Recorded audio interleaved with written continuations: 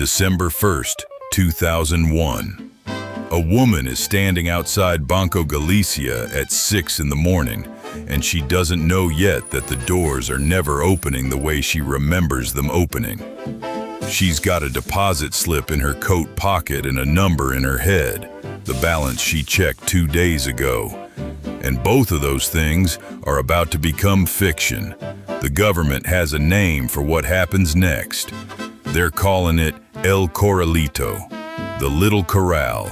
Cute word for a fence they're building around every peso in the country. The rule drops that morning like a memo nobody voted on.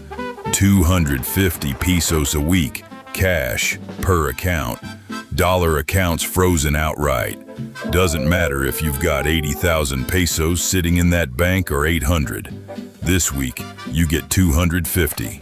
The woman at Banco Galicia doesn't get anything. The doors are shut, not locked, sealed. Metal shutters welded over the entrance like the building itself is confessing something. She stands there anyway. People stand there for hours, like standing there long enough might change the metal's mind. That's the opening move of a collapse that didn't come with an explosion. It came with a press conference. Here's what actually happened across that week, stripped of the sentiment. The freeze holds. Cash stops moving. By December 19th and 20th, the anger finds a shape. Supermarkets get looted. Pots and pans get banged in the streets, in what they'll later call the Cacerolazo. And President de la Rua resigns and leaves the Casa Rosada by helicopter, live, on camera, like the ending of a movie nobody wanted to sit through. Argentina goes through 5 presidents in 11 days. 5. I want you to sit with that number for a second because most people who lived through it couldn't. At the time, they were too busy trying to figure out what their money was still worth by Tuesday. Now narrow the lens. Forget the country. One household 3 days into the freeze. They've got maybe 600 pesos in withdrawn cash between 2 accounts. Some pulled out in the final scramble before the Corralito fully closed its fist. The father doesn't wait for an announcement about what happens next. He walks it, in cash, to a currency exchange house, a cueva, a cave, which is what people were calling the informal dollar exchanges, operating just outside the legal lines. The central bank was frantically redrawing. He converts what he can into dollars at the blue market rate. What's left, he spends immediately. Not on anything sentimental, on cement, rebar, tools, canned goods, things a peso couldn't do anything to once they were physically sitting in his garage. Bricks don't devalue overnight. Pesos did. Compare that to the family 2 doors down. Same income bracket, same 600 pesos, same week. They wait. They tell each other the government will sort this out, that it's a temporary measure, that panic is what poor people do. And they are not poor people. By March, that 600 pesos in the bank, the part they never touched, is worth a fraction of what it was worth in December, and the fraction keeps shrinking.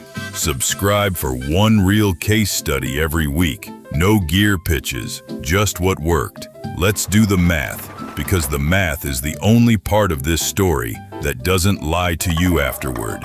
January of 2002. The peso is unpegged from the dollar. 1 to 1 becomes 1 to 1.4 within weeks. By mid-year, it's pushing 3 to 1. By the end of 2002, some exchanges are printing numbers close to 4 to 1. If you were sitting on pesos in a frozen account through that stretch, you didn't lose value slowly. You lost 60 to 75% of your real purchasing power inside a matter of months, and you lost most of it in the first 90 days. Now put that against the withdrawal cap. 250 pesos a week sounds like a number until you put it next to what a middle-class household actually spent. Closer to 1,200, 1,500 pesos a month just to keep the lights on and the kids fed. The cap wasn't an inconvenience. It was a slow bleed with an official signature on it. And every extra day you left money sitting in that system waiting for clarification. You weren't being patient. You were paying a fee, a silent one. 5 days of hesitation in December of 2001 probably cost more in real value than 5 months of grocery shopping cost in a stable year. The mistake, and I've watched this mistake happen in 3 other countries wearing 3 different currencies, is always the same mistake. It's trusting that the institution is still doing the job it was built to do, one day after it has publicly demonstrated that it isn't. Normalcy bias, they call it in the textbooks. I call it a kind of loyalty that outlives the thing it's loyal to. People stood in that line outside Banco Galicia, not because standing there was rational, but because the bank had always opened before, and some part of the brain refuses to update on new information as fast as the new information arrives. The bank had been reliable for 40 years. It took 40 minutes to stop being reliable, and half the country needed 40 days to believe it.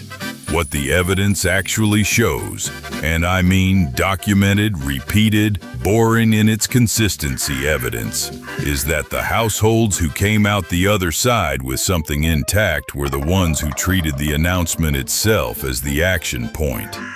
Not the riots, not the resignation, the announcement. They moved into the cuevas and traded pesos for dollars before the blue market rate got worse.